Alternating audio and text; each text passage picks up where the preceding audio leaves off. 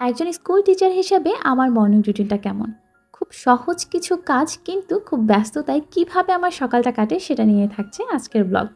আসসালামু আলাইকুম। আশা করি সবাই অনেক, অনেক ভালো আছেন। আমিও আলহামদুলিল্লাহ অনেক ভালো আছি। আমাদের আজকের ব্লগটা যে যেখান থেকে দেখছেন সবাইকে অসংখ্য ধন্যবাদ। আজকের ব্লগে থাকছে আমার মর্নিং রুটিন। আসলে দেখা যায় যে প্রতিদিনের সকাল আমার প্রায় একইভাবে শুরু হয়। মানে দেখা যায় প্রতিদিন একই টাইপের কাজগুলো আমাকে করতে হয়। খুব সহজ, সহজ কিছু কাজ কিন্তু অনেক বেশি ব্যস্ততায় কাটে আমার সকালটা। যদিও সকালবেলা আমার সময় খুবই কম থাকে তাই আমার ওইভাবে আসলে ভিডিও ধারণ করা হয় না। কারণ একটা ভিডিও তৈরি করতে গেলে তখন দেখা যায় যে একটা কাজ করতে যতটুকু সময় লাগে তার থেকে বেশি সময় লেগে যায়। তাই খুব ছোট, ছোট কিছু ক্লিপস নিয়ে আজকের ভিডিওটা সাজিয়েছি। তো সকালবেলা ঘুম থেকে ওঠার পরে নামাজ শেষ করে আমার সাথে, সাথেই বিছানাটা গোছানো হয় না যেহেতু তখনও আয়াত ঘুমিয়ে থাকে।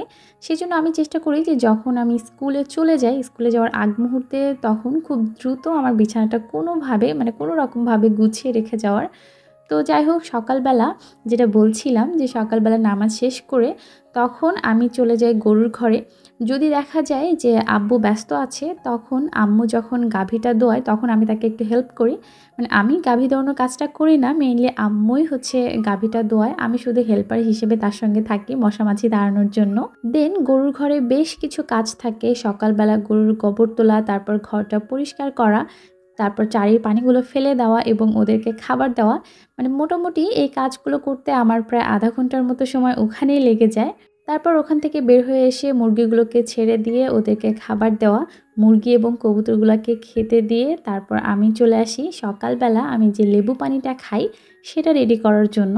তো এর মধ্যে যদি দেখি যে আঙিনাটা বেশি অপরিষ্কার তাহলে আঙিনাটা পরিষ্কার করে তারপর আমি চলে যাই গোসলে।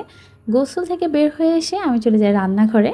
না, না, সকালবেলা অবশ্য আমাকে ভারী কোনো রান্নার প্রেশার নিতে হয় না। কিন্তু সকালবেলা যে নাস্তার আইটেমটা থাকে, সেটা সাধারণত আমি তৈরি করে থাকি। কোনোদিন হয়তোবা শুধুমাত্র চা বিস্কিট ব্যস্ততা থাকলে, কোনোদিন হয়তোবা একটু আমি ডাল পুরি করি, কোনোদিন সেমাই রান্না করি বা এইরকম টুকিটাকি যে আইটেমগুলো থাকে, সেটা সাধারণত সকালবেলা আমিই রেডি করি।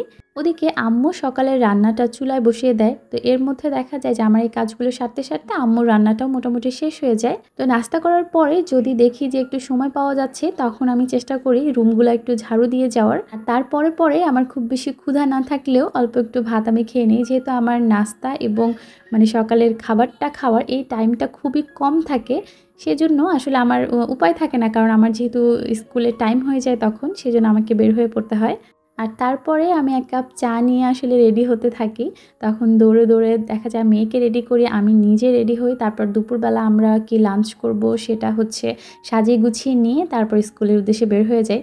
যেহেতু আমার স্কুল টাইম স্টার্ট হয় ৯ টায় এবং তার আগে আমার বাচ্চাদের কিছুটা সময় পড়ানোর থাকে, সেজন্য আমাকে বাসা থেকে একটু আগেই বের হতে হয়। আর এখন স্কুলে পরীক্ষা শুরু হয়ে গেছে, তো বাচ্চারা সকালবেলা একটু পড়াশোনা করছিল এবং আয়াতও তাদের সঙ্গে একটু পড়াশোনা করছিল। আর এখন এই যে এক্সাম স্টার্ট হয়ে গেছে। আসলে একজন কর্মজীবী মা হিসেবে বা কর্মজীবী মহিলা হিসেবে বা একজন স্কুল শিক্ষক হিসেবে আমার সকালটা এরকমই। সকালবেলা দেখা যায় যে রেগুলারলি আমাকে এই কাজগুলো করতেই হয়। হয়তোবা কোনোটা একটু আগে হয়, কোনোটা পরে হয়, কিন্তু এই কাজগুলো আসলে রুটিন মেইনটেইন করে আমাকে করতেই হয়। তো আম্মু অসুস্থ থাকায় আমাকে আসলে প্রেশারটা একটু বেশি নিতে হয়।